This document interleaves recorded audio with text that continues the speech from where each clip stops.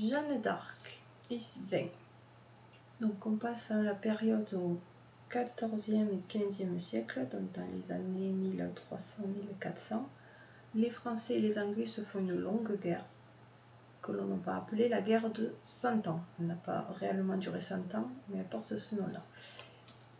Donc elle dure de 1337 à 1453, avec des périodes de guerre et de paix, avec de nombreuses batailles, une fois gagnées par les Français, une fois gagnées par les Anglais. Et donc le territoire de France varie au gré des victoires ou des défaites des Anglais ou des Français.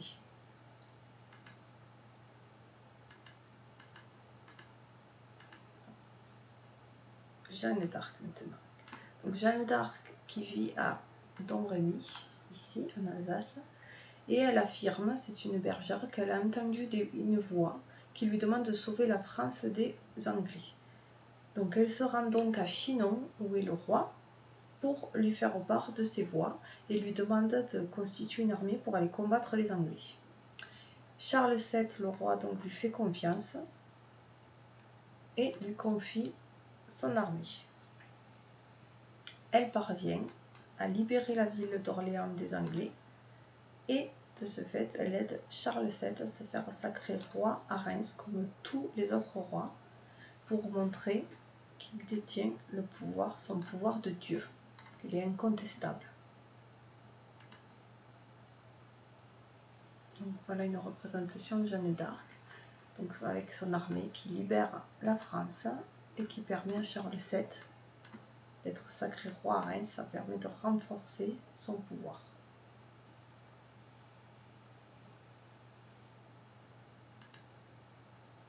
Autre représentation ici de la libération d'Orléans, la ville d'Orléans, et le sacre à Reims de Charles VII, 1429. En 1430, Jeanne d'Arc est capturée. Elle est accusée d'être une sorcière et elle est condamnée à mort, brûlée vive sur un bûcher en 1431 à Rouen.